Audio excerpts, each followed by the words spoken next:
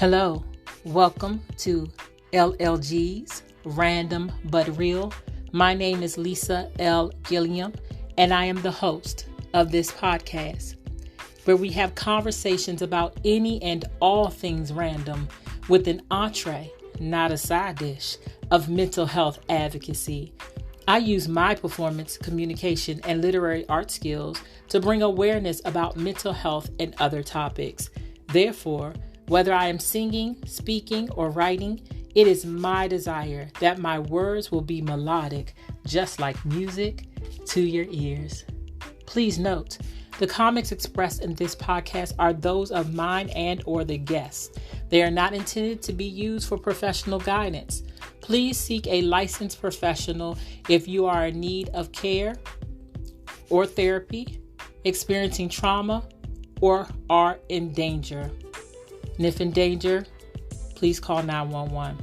Thank you in advance for listening to LLG's Random But Real. I hope you enjoy this podcast.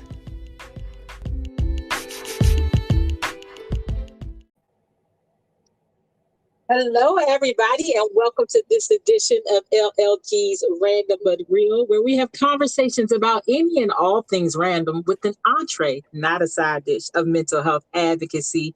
As you all know, mental health affects every aspect of our lives. And so one of the reasons for this type of podcast, Random But Real, is one, in all honesty and transparency, I don't edit.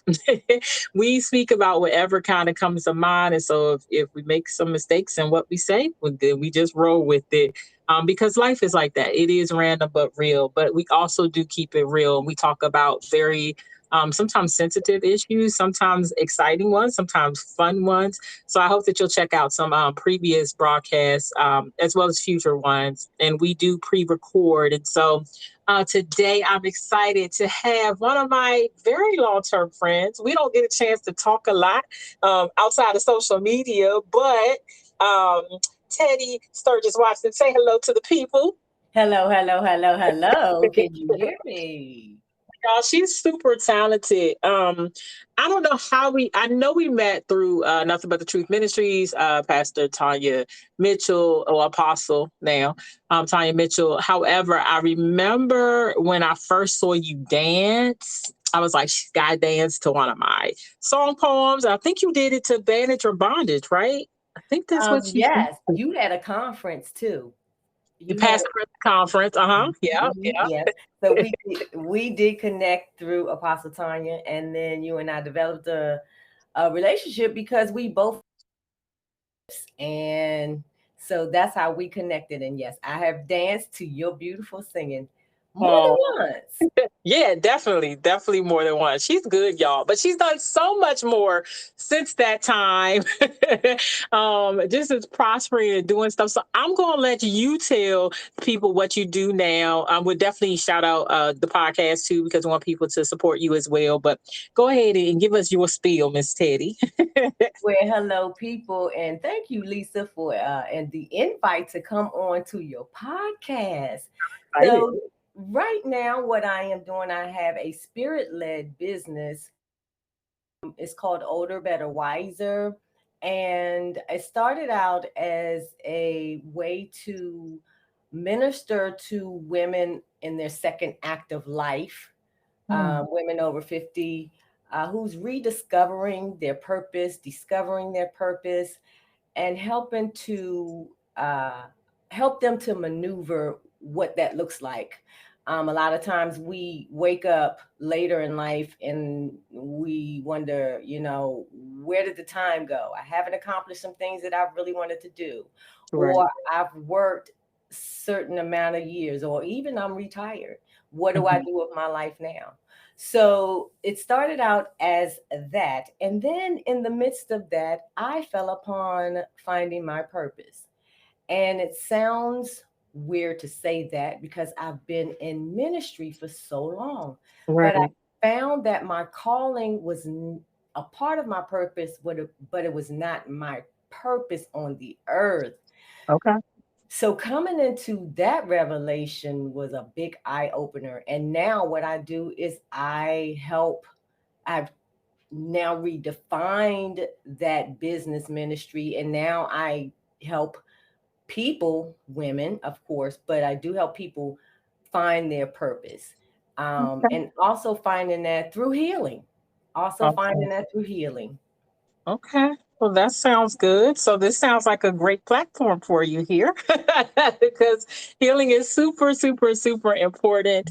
I know you know some of my testimony. I don't know if you know the most recent, but if you ever get the book 21 Days, you'll hear, and also for the listeners, not because, well, I can't even lie. There is still some shame, some guilt from what I did, but the blessing is for me, God already knew what I was going to do, and He loved me anyway. And now I'm able to help other people through my story. And I know that you have been pretty transparent, like since I've met you as well. Is there any specific part, like of your healing journey, that maybe at one point you were ashamed or not really excited about sharing, but you realized that once you shared, other people were, moved to make that change or that transition as well? Well, that's a good question because it's been a lot of transparency more lately because I've gotten healed and free in a lot of areas. And when we get healed to a certain level where we're not guilty or ashamed of sharing, we Mhm. can freely share. Most recently, it's been a level of insecurity, a whole nother level of insecurity. And in finding my purpose, I realized that there was still some underlying insecurities there because although I felt free in knowing my identity and my authenticity, Mhm. there was still a level of insecurity. Okay. I get that. I definitely get that. It's life, like they say, is lifing, and there's a process Mhm. that goes to it. Like I think we think that once we're healed in one area, oh, we're good. It took me sinning to realize, nah, you're not good. You thought you had this, but you don't have it, and you still need God to help you through the process. And so that was eye opening. Not that I didn't think I didn't need Him, right? But I had overcome an obstacle in my life for such a long time, that until I was like, oh yeah, nah, you still not okay. You know what I mean? So it's a process. I think that we have to kind of remind ourselves that this, because you maybe had some level of healing or deliverance in one area, maybe that's surface still. Maybe it's a little bit deeper. And so how did you get to that point where you realized that there was still some insecurities? Like what steps did you take? The exact same steps or the experience that you had. It's an unraveling. It's a Mhm. level. It's a healing in one area to realize that you still have an issue in another area. Mhm. And depending on how deep the level is and how far it goes back, insecurities in my family comes from rejection. Mhm. And Sure. this rejection went all the way back to the womb. And a lot of people don't understand that rejection can start in the womb. And we only can associate our insecurities pretty much from the current life situations. But when you heal in those areas and you still feel I'm still stuck or I'm not totally free, Right. it typically means that you have to go deeper because that issue goes way further back than you even know. My rejection came from the womb, which means my mother, when she carried me, she was married to my father, but my father was 12 years older than her. And my father's family did not accept her. And so Mhm. when she became pregnant with me, with them not accepting her, they rejected me. It wasn't a flat out, we don't want you, we don't want your baby.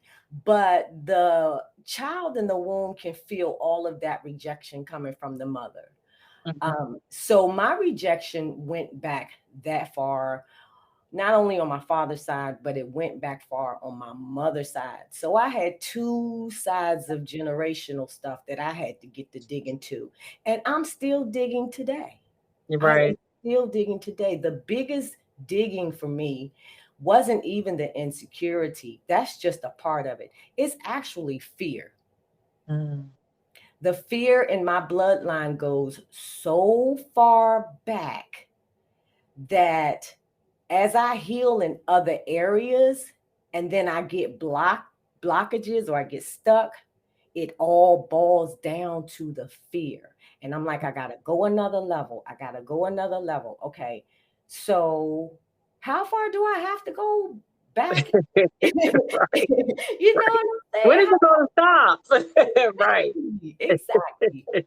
So I get that. you just keep digging until you really, really get to the root. And because this stuff doesn't happen to us overnight, it's not going to just peel off of us. It's not going to just peel off of us overnight. So we can't Exactly. beat ourselves up about our process and compare ourselves to other people's process because you don't know how deep or how far back your wound goes, even though it may be the same wound as the next person. Absolutely. I definitely agree. That's good. And I'm happy to hear that you are on the journey, that you didn't get off when you uncovered one part. I think that that's what, like I said previously, people do that, all the time. It's just like, yeah, okay, well, I know I got this issue, and then they're done. No, I'm still in counseling.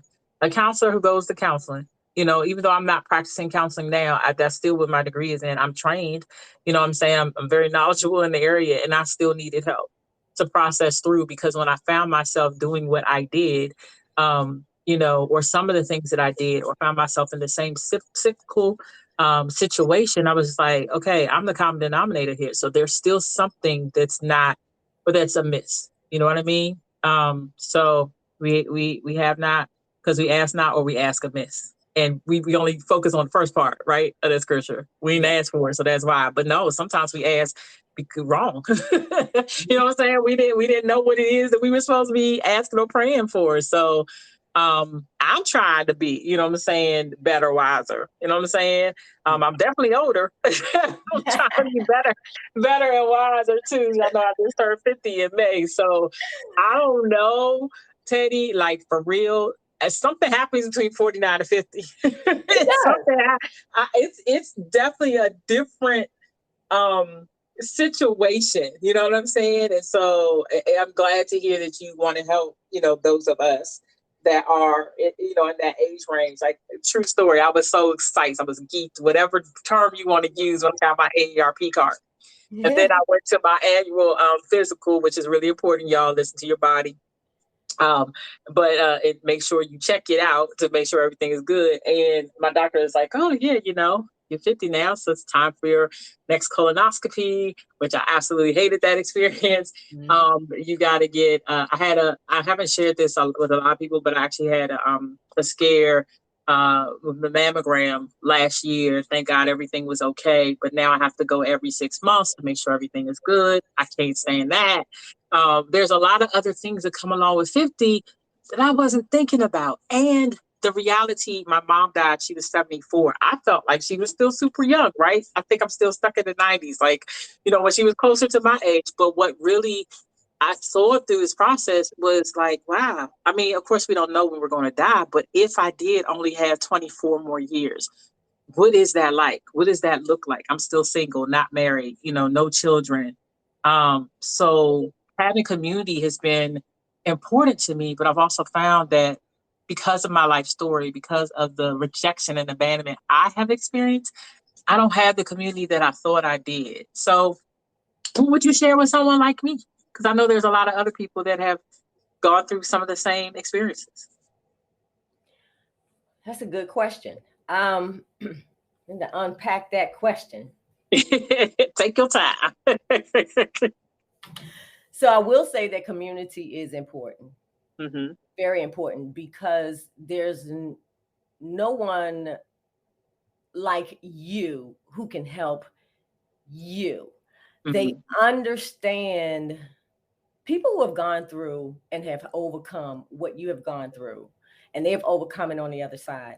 Right. There are ways that they can help you that another person cannot. Mm-hmm. They can sympathize with you, they can empathize with you, they can understand your problem without you having to explain it to them. Being in a community gives you a safe space to heal. That's the first thing I would say advise you to do is get with a community who can help you, like really help you. The next thing I would say is um, take your time. Don't rush your process, because in that process, you will learn that there are other areas that are attached to that specific thing that you're trying to. It is a process of discovery. When you start your healing journey in anything, it is a process of discovery. You may only have the heart capacity, depending on the level of your wound in whatever it is you're seeking healing for. You may only have the capacity in your heart to handle the truth about the current wound. And that's a lot of times why we stop, because it's so exhausting to have to relive pain in order to heal from pain that we just want to focus on that area. Sometimes we get tired and we're like, this is emotionally exhausting and I just got to stop right now. Sometimes we get a level of freedom and think we don't have problems in other areas. But this unpacking, this discovery, I would advise you to be open to and expect discovery. When you start a healing journey in one area of your life, you're going to discover that that you need healing in other areas, because most things kind of attach themselves to one another. So be open for that. Don't rush your process.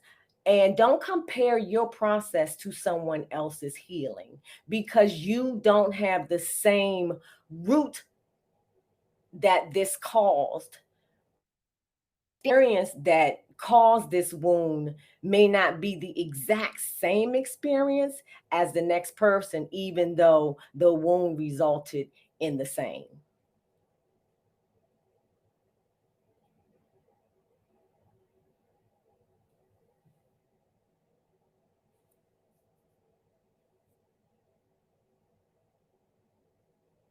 And that would be my advice.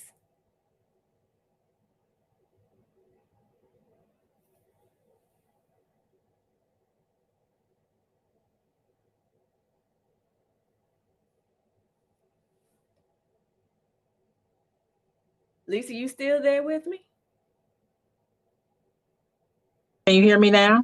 I can hear you now. Okay, so I've been talking the whole time. You didn't hear me. That's fine. I We're gonna did go not back. hear you. I told we had technology difficulties all the time on here, but that's all right. We're gonna go back. I said I think that a lot of what you said was great information, great to give. I think that the two things that stood out to me were one about the root, because you're right, everybody doesn't have the same root cause. Even if, like, say, I'm very open about being sexually abused, molested, date raped. I've talked about that several times on different platforms, and someone else may have experienced the same thing.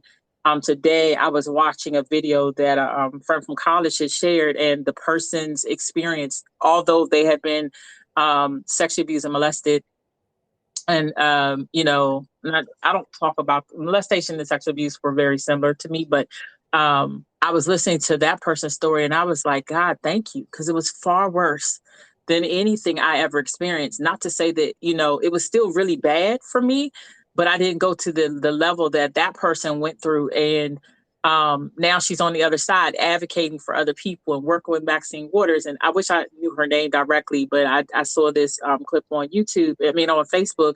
And I love to see people get out of their struggle. And so I think it is important, though, that how you got to wherever you are, it may be different from the other persons, and go through your own process. I think that that's definitely good information, good tenets that people can kind of stand by. I also agree with, or feel like people should get help. There's nothing wrong with counseling or psychology or even medication if you need it to get to a better place, because what God says, above all, I want you to prosper in good health as your soul prospers.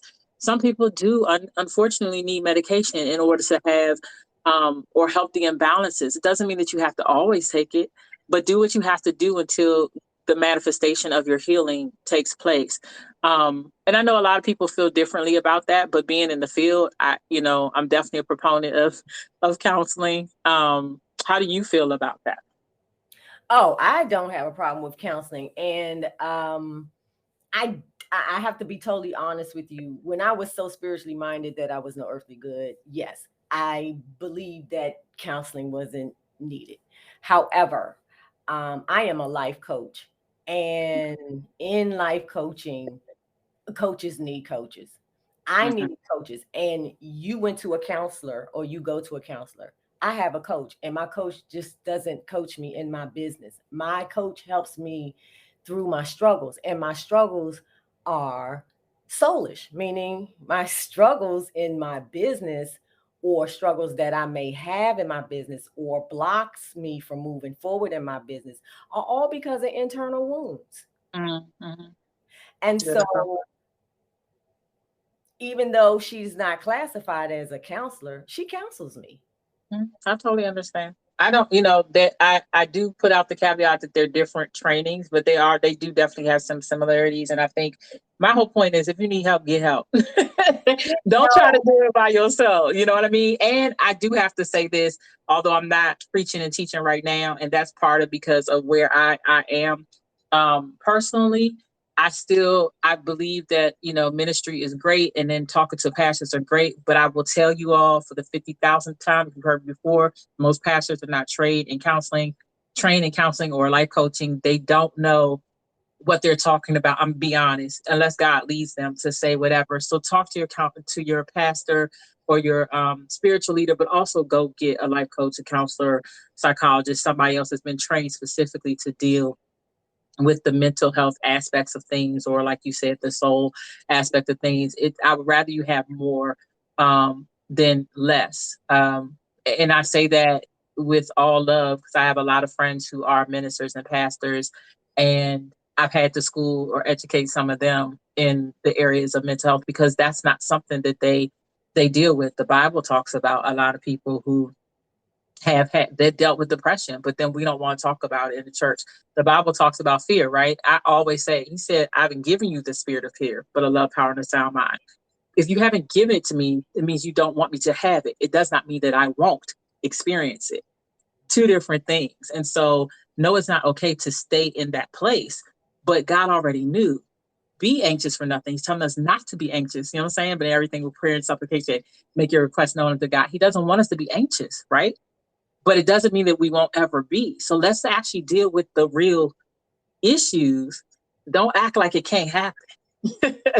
So you feel free to chime in if you would like to comment on that or not. Yeah, and I'm trying not to cut you off, but I'm over here nodding my head and agreeing and saying without trying to talk in the mic.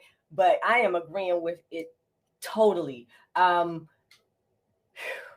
Me being a pulpit minister and a minister in the church for so many years, but having an evangelistic purpose in my life. So I've Mhm. done both sides. I have had the foundation in the church, and then God pulled me out of the church. And I do see both sides. And I do understand now that I'm in evangelism, excuse me, and I'm in a marketplace evangelist, meaning my giftings are in the world. Put it that way. That's the best way to describe it. So when you have real situations, um, you have to be able to deal with them on a day-to-day basis. And if pastors had not gone to school for counseling, for being a medical being in the medical profession, then you really can't say anything. You can encourage, and Absolutely. you can give a word, but people have to apply this thing to their everyday lives. You can't just give me a word and then send me home. Like, I have to still go home and deal with this situation on a day-to-day basis, and I can't wait until you know what I mean? Like, that's what counselors are for. That's what doctors are for. And as far as medications are concerned, I personally don't like taking medications. But I will tell you, if I went to the doctor and the doctor said, you have to take these antibiotics for 2 weeks, I'm not going to be a fool and come home and not take the medication. Right. And then Father gives us wisdom as well as to Right. whether we should take it, whether we shouldn't take it, whether we should Right. take it for a moment. Because while you're in the process of getting to your healing, whether that be physically, whether that be mentally, emotionally, say you have a chemical imbalance on top of some trauma. So now you have two things that need to be cured. You Right. know, the medicine will cure the imbalance, and the, you know, you have to go through the healing process emotionally to cure the other side. But if medication is what you need to stabilize you right now so that you can be able to get to the other side to deal with Right. that part, then you have to use wisdom. Absolutely. I definitely agree. So, is there anything on your heart specifically that you want to share with the people, the listeners? A lot of them are women, but sometimes, men will listen too. So, is there anything that you want to share with the people that is just like on your heart that we haven't even talked about yet? I mean, because we could talk probably forever. Yeah, we can. Yeah, we can. Yeah, we can. I want to share that it all boils down to identity. Uh, Mental issues have um, come because of many different reasons. And when it comes to medical or chemical imbalance or depression or something like that, then the more that we come to know who we are, and that's not just your identity, who am I, but the fact that I am supposed to be healed. I am supposed to have my full mental capacity, regardless of whether something happened to me at birth, whether this mental condition was passed down to me from generation to generation. I know that I am supposed to be healed. So, whatever process that looks like for me, or however that process looks like for me, be diligent and intentional in doing that process. If that means I need to go see a counselor, don't hesitate to go see a counselor. If that means I really need to talk to somebody in a community, talk to that person. Reach out to someone. Don't just suffer alone, and don't just take things as it just is what it is, because there's always a solution for any problem that we have. And when it comes to us as being humans, Father definitely wants us to be whole humans. So don't be embarrassed about anything. Don't let someone make you feel bad. Don't ride the guilt. Don't ride the guilt, because the guilt and the shame can compound into physical damages to your body. And although you might have an emotional or mental problem, the guilt and the shame can cause sickness and illness in your body. So I would say get help, get help, get help, get help. Please get help. I agree with that. All of that. Get out. Get out. All right. So tell us about your podcast and how can they listen to that too?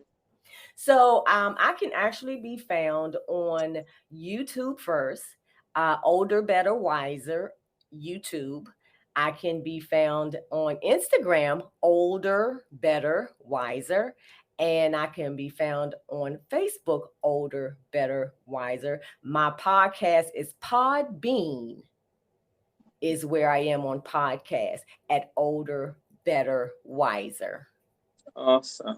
Awesome. I don't even know if we're connected. Are we connected on Instagram? I need to look. I know we on Facebook, but I need to look We and may check and not see. be. We may not be, because we may not be. All right. Well, we're gonna change that today. So We y'all make are sure going to you change.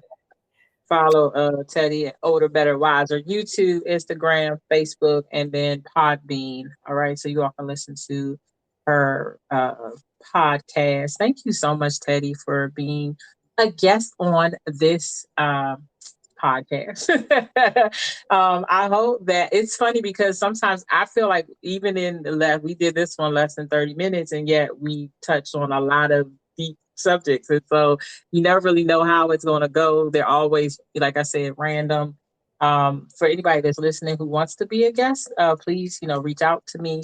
Facebook, Instagram, TikTok, and Twitter at One Singing Lady, and that's the number one. One SINGINGLADY.